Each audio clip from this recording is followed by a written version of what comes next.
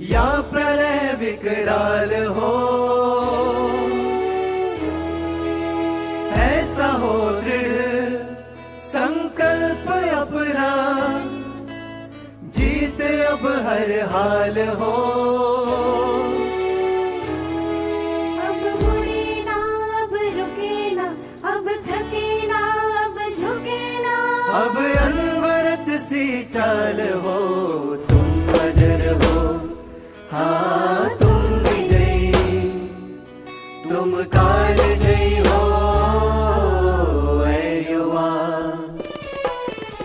तुम अजर हो, तुम विजयी, तुम काल जयी हो ऐ युवा। तुम अजर हो, तुम विजयी, तुम काल जयी हो ऐ युवा।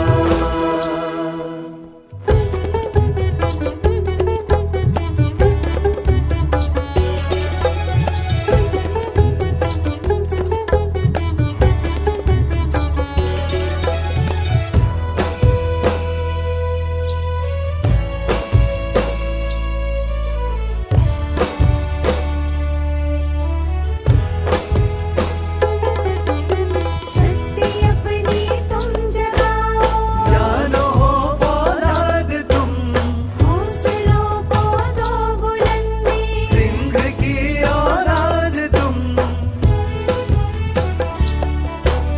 शक्ति अपनी तुम जगाओ, जानो हो फौलाद तुम, हौसलों को दो बुलंदी। सिंह की औलाद तुम, वज्र को कर दे विभाजित, ऐसी तेरी ढाल हो। तुम अजर हो, हाँ तुम विजयी, तुम काल जयी हो ऐ युवा। तुम अजर हो, तुम विजयी, तुम काल जयी हो ऐ युवा। तुम अजर हो, तुम विजयी, तुम काल जयी हो ऐ युवा। ओम शांति। आज हम देखते हैं कि जब जीवन में अति पाप बढ़ जाता है, जब मनुष्य ही राक्षसों के समान उल्टे सीधे कर्म करने लगते हैं, जब दुख देने लगते हैं, तो वही मनुष्य फिर राक्षसों के समान बन जाते हैं। तो कुछ एक ऐसी ही कहानी है ताड़कासुर की, कि ताड़कासुर को कुछ थोड़ी सी प्राप्ति हुई थी एक वरदान की, और किस तरीका से उसको ऐसा अभिमान और अहंकार आया जो स्वयं का ही विनाश का कारण बन गया। तो हम देखते हैं कि ताड़कासुर कौन था। ताड़कासुर नाम का एक व्यक्ति था और उसने बहुत तपस्या की। तपस्या करने के बाद हजारों महीने बताया जाता है कि उसने तपस्या की थी। एक दिन तपस्या करते करते और ब्रह्मा जी की तपस्या में लीन थे, तो तपस्या करते करते एक दिन ब्रह्मा जी सामने प्रकट हुए और ब्रह्मा जी ने कहा कि ताड़कासुर, हम आपकी तपस्या से बहुत खुश हैं, बताइए आप क्या चाहते हैं मेरे से। ताड़कासुर ने कहा कि मैं आपसे ऐसा वरदान मांगना चाहते हैं जो इस संसार में ना कोई मनुष्य, ना कोई देवता और ना ही कोई किसी भी प्रकार का औजार अस्त्र शस्त्र मार सके मुझे। मैं अमर होना चाहता हूँ। ब्रह्मा जी ने कहा, इस संसार में अमर तो केवल एक ही चीज है और वह है मृत्यु। इस संसार में जिस चीज ने जन्म लिया है, पैदा हुई है जो चीज, जो वस्तु, चाहे कोई मकान हो, कोई भी चीज हो, उसे खत्म तो होना ही है, अमर रह नहीं सकती है। तो इस तरीका से फिर ब्रह्मा जी ने कहा कि ये वरदान तो नहीं मिल सकता, कोई दूसरा वरदान मांगो। फिर ताड़कासुर ने दूसरा वरदान मांगा कि हमें केवल एक ही शिव का पुत्र मार सके, शंकर का पुत्र मार सके। भक्ति मार्ग में तो शंकर को कह दिया है। तो जब शंकर मार सके तो उन्होंने कहा कि आप बहुत चालाक हो ताड़कासुर। कैसे कि शंकर तो अभी हजारों साल तपस्या में बैठे हुए हैं। कहा जाता है कि शंकर की तपस्या हजारों साल तक चलती है भक्ति मार्ग में। तो कहा कि ठीक है कि शंकर का पुत्र ही हमें मार सके। तो ब्रह्मा जी ने कहा तथास्तु। उसके बाद जब ताड़कासुर जा रहा था रास्ते से, तो सामने गंगा प्रकट होती है और गंगा ने कहा कि ताड़कासुर आप बहुत खुश दिख रहे हो, क्या बात है। ताड़कासुर ने कहा कि अब मैं अमर हो गया, अब इस सृष्टि में मुझे कोई मार नहीं सकता। गंगा ने कहा कि देखो आपने जो वरदान प्राप्त किया है, उस वरदान का आप दुरुपयोग मत करना, आप मारे जाओगे। अगर उसका सदुपयोग करेंगे तो लोग आपका नाम लेंगे और आपकी जय जयकार करेंगे अच्छे कामों से वगैरह। लेकिन वह गया और गंगा की बात को सुन के जब घर गया, तो घर जाने के बाद उसको ऐसा लगा कि अब मुझे राजाओं का राजा बनना है, मुझे स्वर्ग पर जो इंद्र की सीट है मुझे उस पर राज्य करना है। और उसको अहंकार आ जाता है उस वरदान का कि मुझे वही गद्दी चाहिए।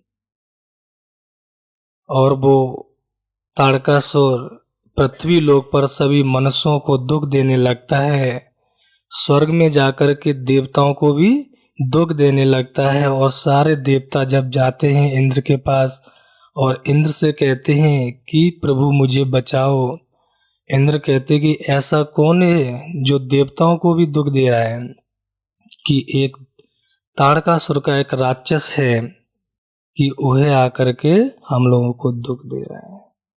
तो इंद्र जाते हैं उसको मारने के लिए, तो पता चलता है कि इंद्र ही को ही वहां से भागना पड़ता है, क्योंकि उसको वरदान मिला है ब्रह्मा जी से मरभव का। उसके बाद फिर देवी देवता और ऋषि मुनियों को भी सताने लगता है। तो सब जाते हैं विष्णु के पास और विष्णु से कहते हैं कि प्रभु हमारी रक्षा करो। और विष्णु हंसते हैं कि ऐसा क्या हुआ आपके जीवन में जो आप सभी लोग मेरे पास आए हो। तो कहा कि एक ताड़कासुर नाम का एक राक्षस है, उसने हमारा सिंहासन ले लिया है, हम लोगों को बहुत दहशत कर रहा है, मार पीट रहा है। तो विष्णु ने कहा कि अच्छा, तो पास में लक्ष्मी भी बैठी थी। तो लक्ष्मी ने कहा कि प्रभु इनकी आप सुनो।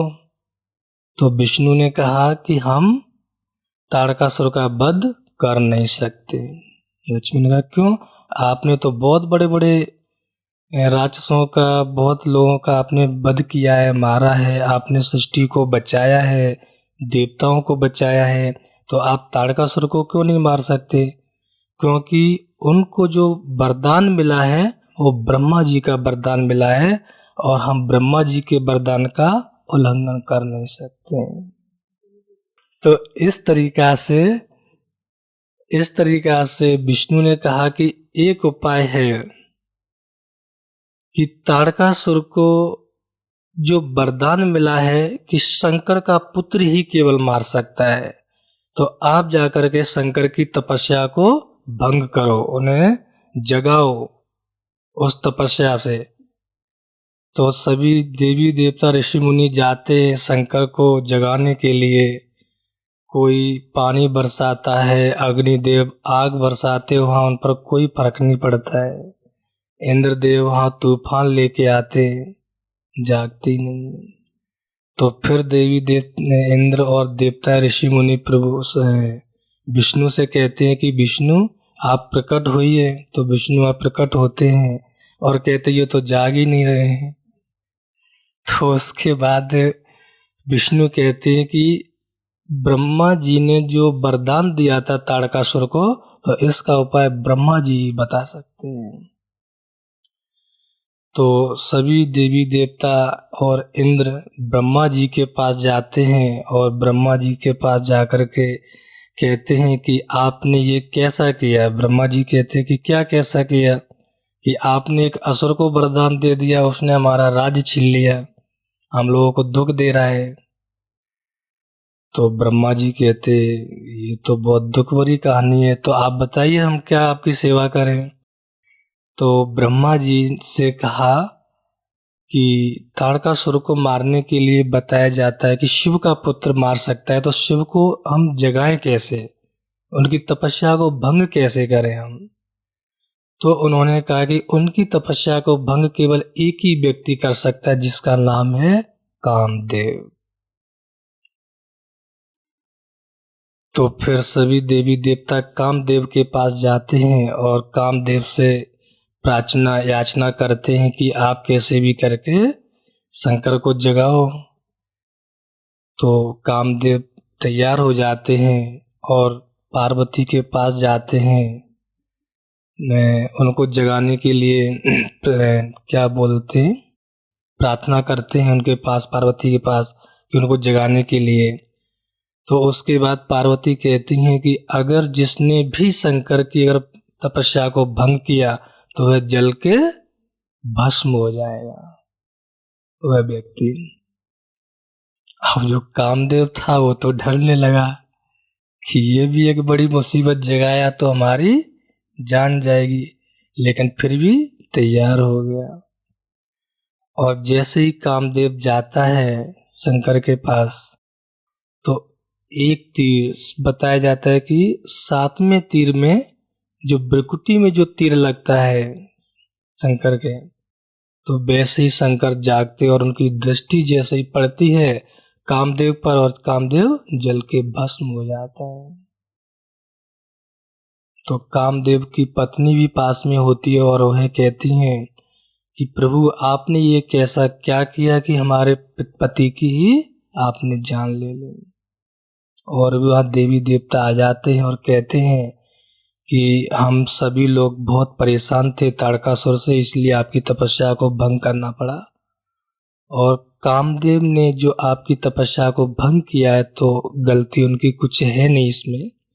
तो शंकर कहते हैं कि ठीक है, मैं उनको एक रूप से जिंदा कर सकता हूँ, वो है देही अभिमानी। आत्मिक स्वरूप में सदा आप लोगों के साथ में ये रह सकते हैं।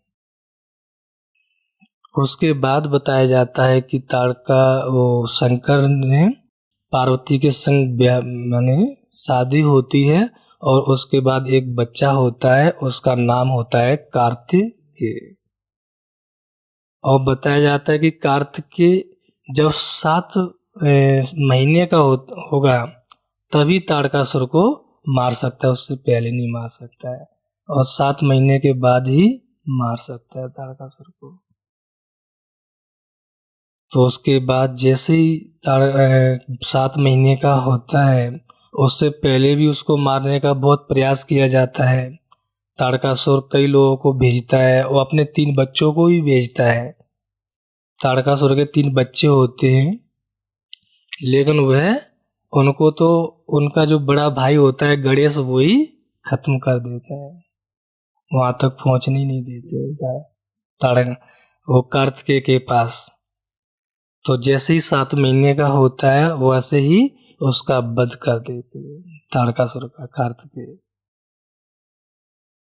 तो हम देखते हैं इस कहानी से हमें इस ज्ञान मार्ग में हमें क्या सीख मिलती है।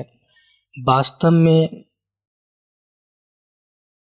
कि जब परमात्मा शिव जब परमधाम से जब जागते हैं, जब इस सृष्टि पर आते हैं, तो सबसे पहले कहते हैं कि कामदेव को भस्म करो,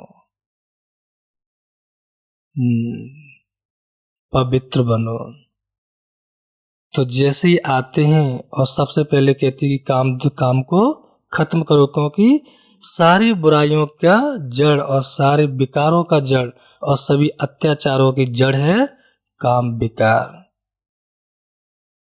तो काम विकार को बलि देनी पड़ी, तारकासुर को मारने के लिए बताया जाता है।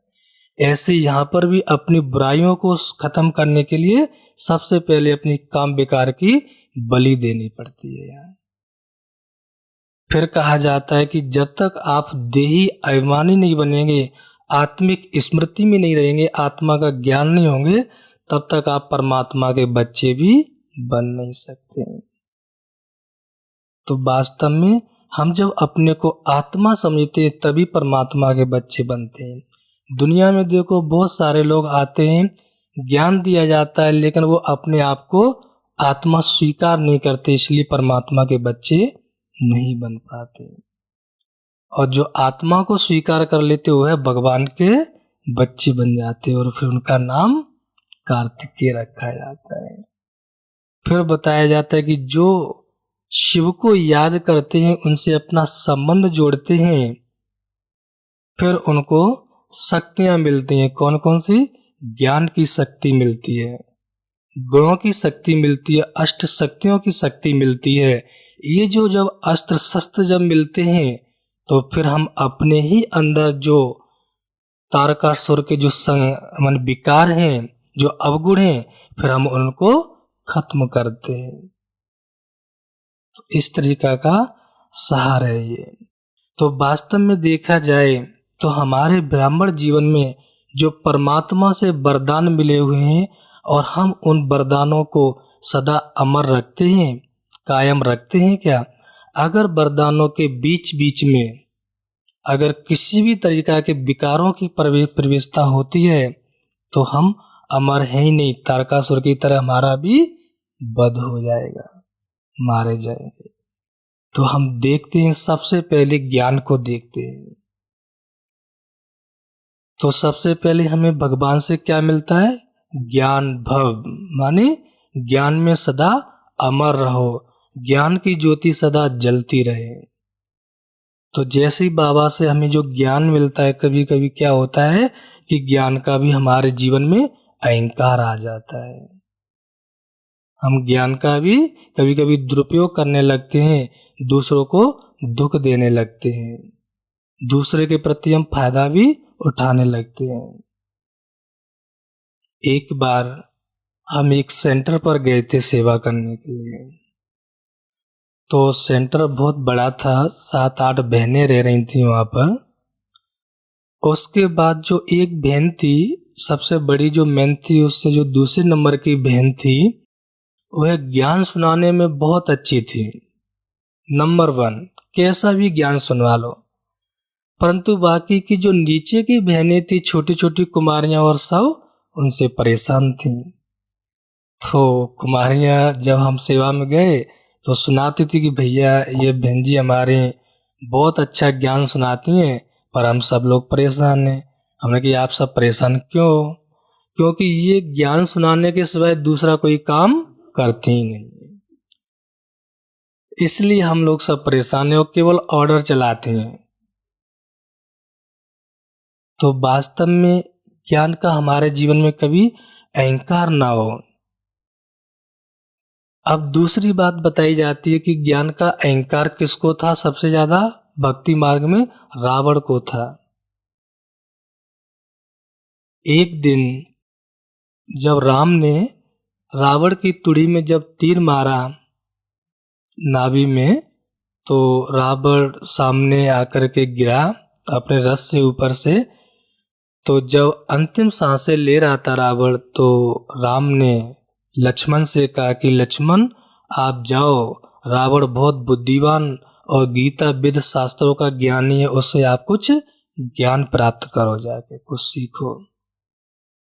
तो जाकर के लक्ष्मण जाते हैं और सर के पास खड़े हो जाते हैं और राम कहते हैं कि नहीं, ये विधि ठीक नहीं है, पैरों के पास खड़े हो जाओ।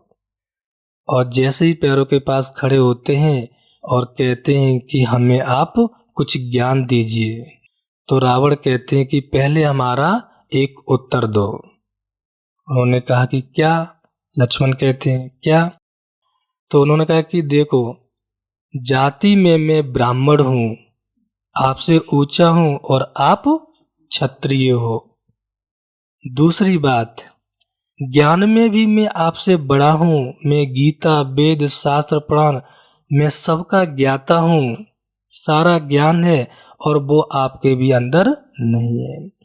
तीसरी बात कि आपकी सेना कम है और हमारी सेना बहुत है, और बड़े बड़े महारथी थे हमारी सेना में, जो इंद्र जैसे लोगों को भी पराजित करके आए थे, और आपके पास केवल बंदर भालू हैं।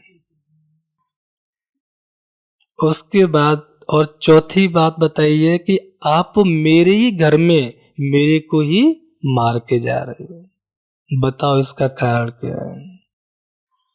अब लक्ष्मण तो चुपचाप खड़े हो कहते कि मेरे को नहीं पता। तो रावण ने कहा कि मेरे अंदर ज्ञान का अहंकार था, दूसरी बात मैं अचरित्रवान था, मैं भिखारी था, इसलिए मेरी हार हुई। आप चरित्रवान हो, आप गुणवान हो, इसलिए आपकी विजय हुई। तो ज्ञान का वास्तव में अर्थ ही होता है कि हम अपने जीवन में श्रेष्ठ कर्म कैसे करें, वो शिक्षा मिलती है ज्ञान से। अगर हम इस ज्ञान मार्ग में भी अगर हम उल्टे सीधे विषय विकारों में अगर पड़े हुए, तो ज्ञान हमारा किसी काम का नहीं, हम ज्ञान से मरे पड़े, हम अमर हैं ही नहीं। वास्तव में ज्ञान ये कहता है कि सबको एक साथ ले चलना है, केवल सबको सुख देना है, कोई हमारे से किसी भी तरीका से दुखी ना हो, ये ज्ञान कहता है। दूसरी बात बताई जाती है पवित्रता। बाबा कहते हैं ना मूल्यों में कि पवित्र आत्मा भव, कि हम सदा पवित्रता में अमर हैं। तो हमें देखना है कि पवित्रता जो है हमारे जीवन में किसी भी तरीका से विकार, हम पवित्रता में हमारे कोई किसी भी तरीका के विकार तो नहीं आते हैं। तो जो पवित्रता है हमें उसमें सदा कायम रहना है। तो जो परमात्मा ने हमें श्रीमत दी है उस श्रीमत में हमेशा रहना है। तो इसमें बताया जाता है कि पवित्रता हमारे अंदर बाबा ने 3 प्रकार की बताई है कि तन, मन और धन से पवित्र बनना है, मनसा वाचा कर्मणा से पवित्र बनना है। हम देखेंगे कि हमारे मनसा वाचा कर्मणा में पवित्रता है। कहीं ऐसा तो नहीं कि हमारे मन में किसी के प्रति कोई छोटी सी बात को लेकर के पूरे दिन बदले की भावना ही चलती रहती हो हमारे मन में। अब बदले की भावना अगर चल रही है बदला लेने की, तो कहाँ मन से पवित्र है? पवित्र आत्मा अर्थात जिसके मन में भी श्रेष्ठ संकल्प चले। वाचा में भी हमारे ऐसे बोल हो, ज्ञान युक्त बोल हो, कैसे भी कटु वचन के बोल ना हो, क्योंकि एक कटु वचन के बोल ने ही पूरा महाभारत रच दिया था। कौन सा? द्रौपदी ने क्या नाम, दुर्योधन का बाप अंधे की औलाद अंधा कह दिया था, तो पूरा महाभारत रच गया। तीसरी बात इसमें बताई जाती है कि कर्मों की पवित्रता हो, हमारे कर्मों के द्वारा किसी भी तरीका का कोई विकर्म ना बने। एक बार कर्ण जब युद्ध भूमि में युद्ध लड़ रहे थे अर्जुन से, तो युद्ध करते करते कर्ण का जो रथ होता है वो जमीन के अंदर धंस जाता है, और अर्जुन फिर भी बाण चला रहे थे। तो कर्ण कहता है कि हे कृष्ण, आपकी यही श्रीमत है कि आप एक व्यक्ति के हाथ में न कोई अस्त्र है न शस्त्र है और न ही वो अपने रथ पर है और आप बाण पे बाण चलाते जा रहे हो अपने शिष्य के द्वारा, अर्जुन के द्वारा। तो कृष्ण ने क्या जवाब दिया कि जब द्रौपदी का चीरहरण हो रहा था तो आप दुर्योधन के साथ में बैठ के आप हंसी और मजाक उड़ा रहे थे, तब आपका धर्म कहाँ चला गया था? जब उसके वस्त्र निकाले जा रहे थे और आप मजा ले रहे थे उस समय, तो हमारी हंसी भी, हमारी तालियां भी किसी की कमजोरियों के प्रति अगर हम हंसते हैं तो ये भी एक विकर्म है कर्मों के द्वारा। फिर कृष्ण कहते हैं कि मैं आपको, कर्ण से कहते कि मैं आपको बचाने का प्रयत्न तो करता लेकिन अब नहीं। तो इस तरीका से वो अभिमन्यु को कर्ण ने नहीं मारा था, कर्ण था ही नहीं उस समय, वो तो बाद में आया था वहां, इसलिए उस समय तो और लोग थे। तो इस तरीका से देखा जाए तो हम जब पवित्र रहते हैं तो पवित्रता में हमारे किसी भी तरीका के विकार ना प्रवेश हो, चाहे हमारी मनसा में, चाहे वाचा में, चाहे कर्मणा में। अगर इन तीनों के द्वारा कोई भी अकर विकर्म बनते हैं तो वास्तव में हम पवित्र है ही नहीं, अमर है ही नहीं। पवित्रता में पवित्रता सदा चलती रहे, किसी भी प्रकार की कोई भी माया कैसी भी आए हम उसमें भी सदा पवित्र है, कैसे भी बिगड़ना है, फंसना नहीं है उनके अंदर। फिर बताया बाबा ने कि आप सदा सुदर्शन चक्रधारी बनो। सुदर्शन चक्रधारी अर्थात सदा सुदर्शन चक्र को फहराते रहो। क्या आप इसमें अमर हो? तो सुदर्शन चक्र में 5 बातें बताई जाती हैं। कितनी? सबसे पहले बताया जाता है सुदर्शन में पहला, अपने आप को ब्राह्मण समझना है कि मैं एक ब्राह्मण आत्मा हूं। ब्राह्मण अर्थात हम ब्रह्मा के बच्चे हैं। अगर हम भी अगर किसी भी तरीका के अगर हम दुनिया की अज्ञानियों की तरह अगर हमारे कोई कर्म हैं तो हम ब्राह्मण हैं ही नहीं, ब्रह्मा के बच्चे हैं ही नहीं। तो हमारे कर्म बहुत श्रेष्ठ होने चाहिए, उसे कहा जाता है ब्राह्मण, जो ब्रह्मा के समान उसके कर्म हो। दूसरा बताया जाता है फरिश्ता, कि हम सदा अपनी स्मृति में फरिश्ते स्वरूप में रहते हैं। फरिश्ता अर्थात जिसके पैर अर्श पर ना हो, सदा उड़ने वाले हो, अर्श में हो, फर्श पर ना हो पैर, अर्श पर हो, माने सदा ऊपर हो, उड़ती कला में। क्या आप ऐसी स्मृति में रहते हैं? तीसरा है कि मैं आत्मा हूं, सदा आत्मा की स्मृति में रहते हैं। आत्मा अर्थात कि मैं आत्मा सदा परम धाम में रहने वाली एक ज्योति स्वरूप हूं, निराकार ज्योति स्वरूप, सदा इसी स्मृति में रहना है। एक भाई ने गुलजार दादी से, एक बार गुलजार दादी क्लास करा रहे थे किसी सेंटर पर, तो दादी ने कहा कि आप लोग कितने भी बिजी हों परंतु 24 घंटे में 1 घंटा आत्मा के 1 घंटा 1 मिनट आत्मा की स्मृति में जरूर रहना है। 24 घंटे में कितना रहना है? नहीं, 1 मिनट केवल बोला था। 24 घंटे में 1 मिनट ही केवल आपको आत्मा की स्मृति में रहना है। तो एक भाई ने दादी से कहा कि दादी 1 मिनट के योग से क्या होगा 24 घंटे में? तो दादी ने कहा कि एक रसगुल्ला खाने में कितना समय लगता है?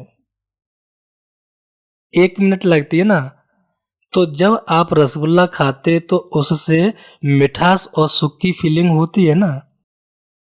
अगर आपको कोई व्यक्ति शाम को पूछे, आपने जो सुबह रसगुल्ला खाया, कि आपने सुबह क्या खाया था, तो स्मृति रसगुल्ले की रहेगी ना शाम तक।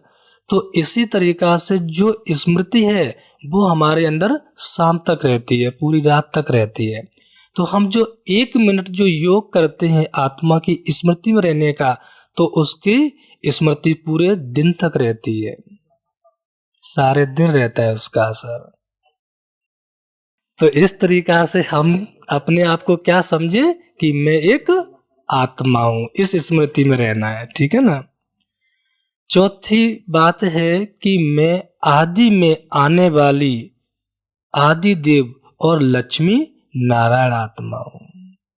सदा ये स्मृति रहती है। आज देखो किसी गरीब व्यक्ति से कहा जाए कि आप ये काम इस स्मृति में रहो, ये मंत्र जपते रहो, ये काम करते रहो, तो मैं आपको ये महल दूंगा, बहुत सारा धन दूंगा, और आपको कुछ नहीं करना, केवल 5 दिन तक इतना करना है। वो तो बहुत खुश हो जाएगा।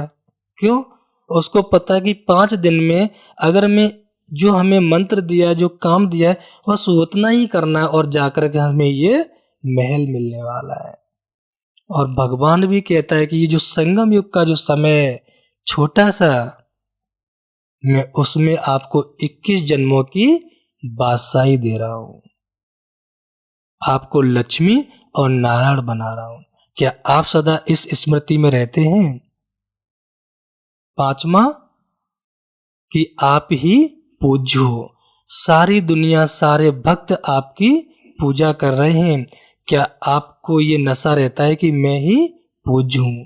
चाहे हम गणेश हो, चाहे लक्ष्मी हो, चाहे दुर्गा हो, कोई भी देवी देवता के रूप में जो पूजा हो रही है वो हमारी ही हो रही है। क्या हम लोग इस स्मृति में रहते हैं? तो क्या करना है, हमें ये 5 स्वरूपों की स्मृति में रहना है। और जो इस 5 स्वरूपों की स्मृति में रहते उसे ही कहा जाता है स्वदर्शन चक्रधारी। अगर हमारे अंदर ये 5 स्वरूपों की स्मृति नहीं है तो हम कहीं ना कहीं तरीका से हमारा जो अमर भव का जो वरदान मिला है 2500 वर्ष के लिए जो राजाई प्राप्त करने का, हम उससे वंचित रह जाएंगे। और कौन सा बाबा से वरदान मिला है कि सदा खुश रहो, सदा खुशी भव, माने खुशी में सदा हम अमर रहें। हमारी खुशी कहीं विषय विकारों में खत्म तो नहीं हो जाती है, कहीं हमारी खुशी क्रोध आने से गायब तो नहीं हो जाती है। तो ये चेक करना है। आज देखो स्वामी नारायण की पूजा बहुत सारी जगह होती है, उनके बड़े बड़े मंदिर बने हुए हैं, एक अक्षरधाम बना हुआ है स्वामी नारायण का। उनके बचपन का नाम था घनश्याम। घनश्याम के लिए बताया जाता है कि वह जब छोटा था तो उस बताया जाता है कि वो मंदिरों में जाना बहुत पसंद करता था। 2 लोगों की पूजा ज्यादा करता था, एक शिव की और दूसरा हनुमान की। छोटी सी ही उम्र में अपनी भाभी से कहता है कि अब मैं सन्यासी बनूंगा। घनश्याम कहता है अपनी भाभी से कि अब मैं सन्यासी बनूंगा। तो उनकी भाभी कहती है कि सन्यास बनने से क्या होता है, क्योंकि सन्यास में जो सुख है वो सुख संसार में किसी भी गृहस्थी या किसी वस्तु में नहीं है, या किसी प्राप्ति में नहीं है। जो भी हम लोगों की कामनाएं होती हैं उनसे नहीं सुख मिलता है।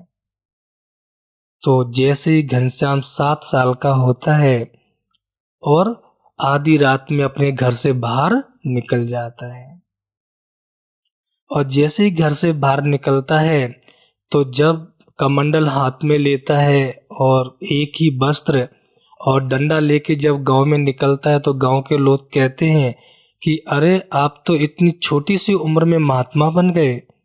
लोग उनको ताना मारते, लेकिन वह सदा खुश रहता है। यहाँ अगर कोई ताना मारते तो उदासी आ जाती है जीवन में। मजाक उड़ाना था ना, वो मैच कर सकते हैं आप लोग। तो इस तरीका से उसके बाद जब घनश्याम और जब जंगलों में जाता है, शेरों के बीच में भी सदा खुश रहता है और सोता है भी जंगलों में है, और उसके ऊपर से सांप जाते, सदा खुश रहता है। लोग कहते कि आप जंगल में सोते, आपको डर नहीं लगता है। यहाँ देखो, आज अगर खाट भी ना अगर ठीक से मिले, जमीन पे सोने को मिले, भले भी एक अच्छे मकान में रहे, फिर भी हम लोग खुशी गायब हो जाती है हमारी। तो बताया जाता है कि घनश्याम के लिए उसने 12 ज्योतिर्लिंगों में की जो परिक्रमा की, बर्फ में चला, बहुत सारी पस्तियों का सैन किया, लेकिन वह सदा खुश रहा। एक दिन उड़ीसा के जो राजा थे, वह समुद्र के किनारे, ये था क्या नाम, घनश्याम, समुद्र में नहा रहा था, और वहां से जो राजा निकल रहे थे उड़ीसा के, उन्होंने कहा कि ये एक इतना छोटा सा बालक और इतना खुश है, और ये महात्मा भी है, वो खुशी तो हमारे भी जीवन में नहीं है, इसको बुलाओ। जब घनश्याम को बुलाया गया और उनसे पूछा गया कि आप इतने खुश क्यों हो, तो उसने कहा कि सच्ची खुशी वही होती है कि हर दुख में भी जो खुशी को ढूंढता है, हर परिस्थितियों में भी जो सदा खुश रहता है, वही सच्ची खुशी होती है, और हमने वही ढूंढा है, केवल खुशी ढूंढी है। तो जीवन में चाहे कैसी भी परिस्थितियां आए, लेकिन हमें सदा खुश रहना है और खुशी को सदा कायम रखना है, खुशी से अमर बनना है हमें सदा। खुशी रहना है और दूसरों को बांटते भी रहना है। और बाबा से कौन सा वरदान मिलता है?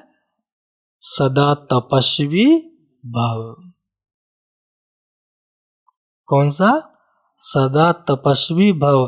तपस्वी वो होता है जो संसार की किसी भी वस्तुओं में उसका मन न जाए, किसी भी चीज में, चाहे वो स्त्री हो, चाहे कोई वस्तु हो, चाहे कोई कितना भी सुंदर मकान हो, चाहे खाने पीने के कितने भी प्रकार के वैरायटी भोजन हो, लेकिन किसी में भी इच्छा ना हो, उसे कहा जाता है तपस्वी। आसक्ति ना हो, तपस्वी।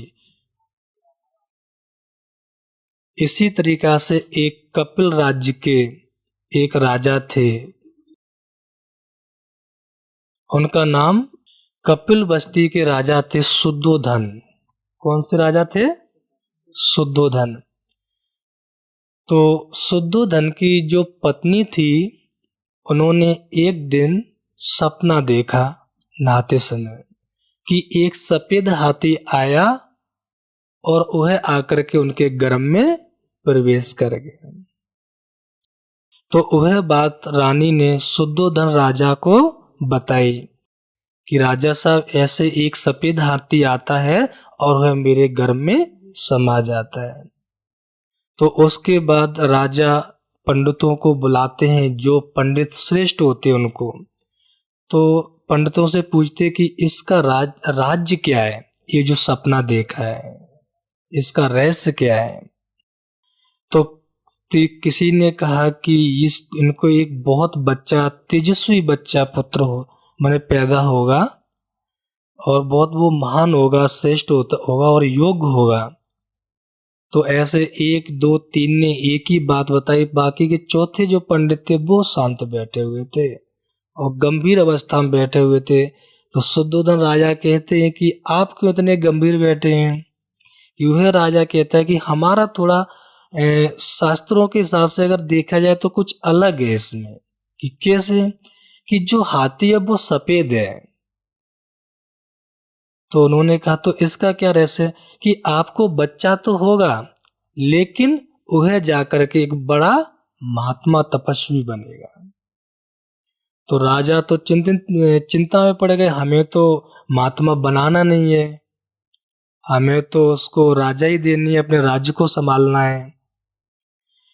तो उन्होंने कि ठीक है। तो कुछ दिनों के बाद एक बच्चा होता है शुद्धोधन राजा की रानी का, और उस बच्चे का नाम होता है सिद्धार्थ, नाम होता है उसका।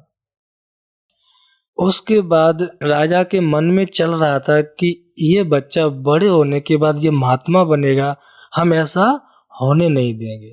तो एक जो हाथ देखते क्या बोलते उनको, ज्योतिषी बोलते हैं। तो एक बड़े ज्योतिषी को बुलाया। तो जब ज्योतिषी आया और ज्योतिषी को जब राजा ने सारी बात बताई, तो बात बताने के बाद वह ज्योतिषी कहता है कि एक उपाय है कि आपका बच्चा महात्मा नहीं बनेगा अगर वो किसी भी प्रकार का दुख ना देके। तो अगर वह दुख देखेगा जिस दिन, उसी दिन वह महात्मा बन जाएगा, सन्यासी बन जाएगा, तपस्वी बन जाएगा। तो राजा ने कहा ये तो बहुत बड़ी बात है, मैं तो राजा हूँ और राजा के पास तो अथाह धन होता है। तो उसके लिए, क्या नाम बालक का, सिद्धार्थ है, सिद्धार्थ के लिए अलग अलग महल बनवाए, सर्दियों का अलग, गर्मियों का अलग, उसे किसी भी मौसम में किसी भी तरीका का दुख ना हो। बहुत सारी प्रजा पास में रखी, सारी 56 प्रकार के भोजन, किसी भी तरीका का दुख ना हो तरीका का। तो जैसे ही सिद्धार्थ जब बड़ा होता है, उनकी शादी होती है, एक बच्चा भी होता है उनसे। लेकिन एक दिन ऐसा होता है कि सिद्धार्थ अब बिगर बताए बिगर पूछे वह दुनिया की सैर करने के लिए निकल जाते हैं। सुबह ही सुबह अंधेरे में अपने रथ के ड्राइवर को लेके चले जाते हैं। जब ले जाते हैं तो उसके बाद जैसे ही महल से बाहर निकलते हैं, एक गांव में पहुंचते हैं। तो गांव में देखते हैं कि एक आरती जा रही थी और लोग रो रहे थे, चिल्ला रहे थे, बिलखला रहे थे। तो सिद्धार्थ ने कहा कि हे ड्राइवर, ये लोग क्यों रो रहे हैं, क्यों रो रहे हैं रथ को चलाने वाले को? तो वह कहते हैं कि एक मनुष्य यहाँ पर मर गया है और उनकी डेड बॉडी को शमशान घाट ले जा रहे हैं। तो उन्होंने की कि ऐसे कैसे? तो वह कहता है कि देखो, इस संसार में जो भी व्यक्ति जन्म लेता है उसे मरना ही पड़ता है। तो और सिद्धार्थ कुछ और आगे की तरफ गए और गांव में कहीं घूमे तो देखा कि गांव में लोग बहुत दुखी हैं। कई लोग, किसी को मकान नहीं है, कोई बहुत मेहनत कर रहे, कोई मजदूरी कर रहे, तो कोई रोगी ही। सिद्धार्थ को लगा ये दुनिया में तो बहुत दुख है, उसने तो कभी दुख देखा ही नहीं वहां पर महलों में। तो उसके बाद सिद्धार्थ के मन में ये बीज पड़ गया पहला सन्यास का, और वह जाकर के महलों में सोचने लगे कि ऐसा भी होता है संसार में, हम तो सोच रहे थे केवल सुख ही होता है। उसके बाद दूसरे दिन फिर निकले सैर के लिए बगैर पूछे बताए। तो उसके बाद जब जाते हैं तो वो एक जंगल की तरफ जाते हैं और जंगल में एक महात्मा तपस्या कर रहा है और बड़ा मस्त है और खुश है। तो सिद्धार्थ ने कहा अपने उस ड्राइवर से, रथी से कहा कि अब ये कौन है? तो रथी ने कहा कि ये एक साधु हैं और ये एक बहुत तपस्वी हैं। ये इतना खुश क्यों है? सिद्धार्थ ने कहा क्योंकि इनके जीवन में एक कपड़ा के सिवाय दूसरी कोई चीज नहीं है, इसलिए इनको किसी भी चीज का खोने का डर नहीं है, इसलिए सदा खुशी है। इच्छा, महल, गाड़ी, जमीन, प्रॉपर्टी, राजा वो दास दासी, ऐसा इनके जीवन में कुछ भी नहीं है। ये केवल परमात्मा की ध्यान में मस्त है, इसलिए सदा खुशी है। तो फिर सिद्धार्थ को लगा कि एक व्यक्ति जिसके पास कुछ भी नहीं है और ये हमसे भी ज्यादा खुशी है। वहाँ हम तो महलों के अंदर बहुत भले भी सुख साधन थे, कभी कभी घुटन होती तो ये तो बहुत खुश है। तो उसके बाद जैसे ही सिद्धार्थ अपने महल में जाते हैं, एक दिन वह भी अपना प्लान कर लेते कि मुझे भी अब ऐसा तपस्वी बनना है, दुनिया में दुखी आत्माओं को सुख देने के निमित्त बनना है हमें भी। और वह एक दिन रात में अपनी बीवी को, अपने बच्चे को देखते हैं और बगैर बताए ही आधी रात में वहां से निकल जाते हैं। और जैसे ही जब जाते हैं जंगलों में, फिर वहां तपस्या करते, तपस्या के द्वारा जो ज्ञान प्राप्त होता है उससे लोगों को सुख शांति का अनुभव कराते हैं। और बताया जाता है कि एक ऐसे तपस्वी जो सिद्धार्थ, जिसने एक धर्म की स्थापना की थी जिसको कहा जाता है बौद्ध धर्म, और वह जाकर के फिर राजाओं के राजा बनते हैं। कहा जाता है कि जो ब्रह्मचारी, जो तपस्वी होते हैं, उनको राजाओं का राजा कहा जाता है, क्योंकि राजा भी उनके पैरों पर जाके पड़ते हैं। तो ऐसे ही क्या हम अपने आप को देखेंगे कि हम ऐसे तपस्वी हैं, हम भी एक नए धर्म की स्थापना करने जा रहे हैं। वह कौन सा धर्म है? जिसको कहा जाता है देवी देवता सनातन धर्म। और वह तपस्या, और वह जो हमारी जो तपस्या है वो है केवल एक परमात्मा को निरंतर याद करना। कैसी भी परिस्थिति हो, कुछ भी हो, एक भगवान के हम जब निरंतर परमात्मा की याद में रहते हैं, उसे सच्ची तपस्या कहा जाता है। और फिर जाकर के हम सत्य की दुनिया के मालिक बनते हैं। अगर हमारी तपस्या में अगर किसी भी चीज की अगर इच्छाएं हैं तो हमारी तपस्या भस्म हो जाती है, खत्म हो जाती है। और फिर इसे ही कहा जाता है कि तारकासुर की तरह मर जाना। बाबा ने कई बार मुरली में कहा था कि जो बच्चे बाप की याद में नहीं रहते हैं, अगर याद की जगह कोई दूसरे को याद करते तो वो उस समय के लिए मर जाते हैं। तो हमें क्या करना है? निरंतर बाप की याद में रहना है। अच्छा, ओम शांति।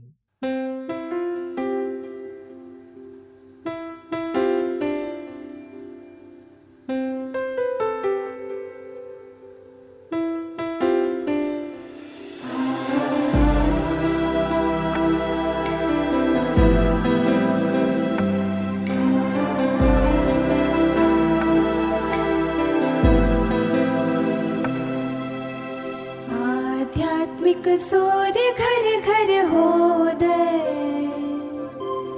आध्यात्मिक सूर्य घर घर होदय,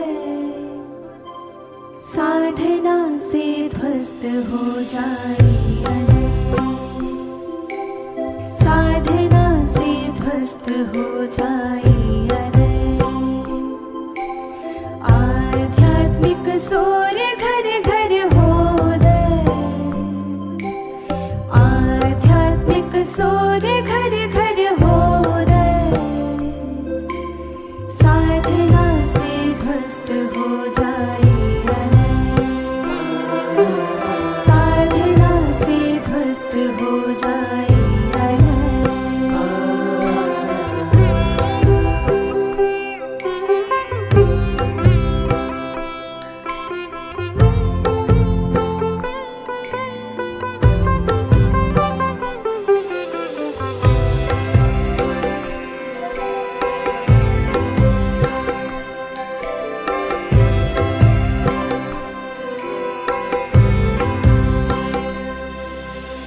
असंस्कृत व्यक्ति है बिन साधना के, वशीभूत है वासना दुर्भावना के।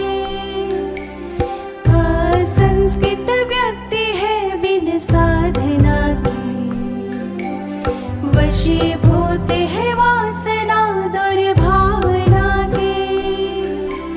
साधना के तप से निका कर दीक्षे, साधना से ध्वस्त हो जाए अनय।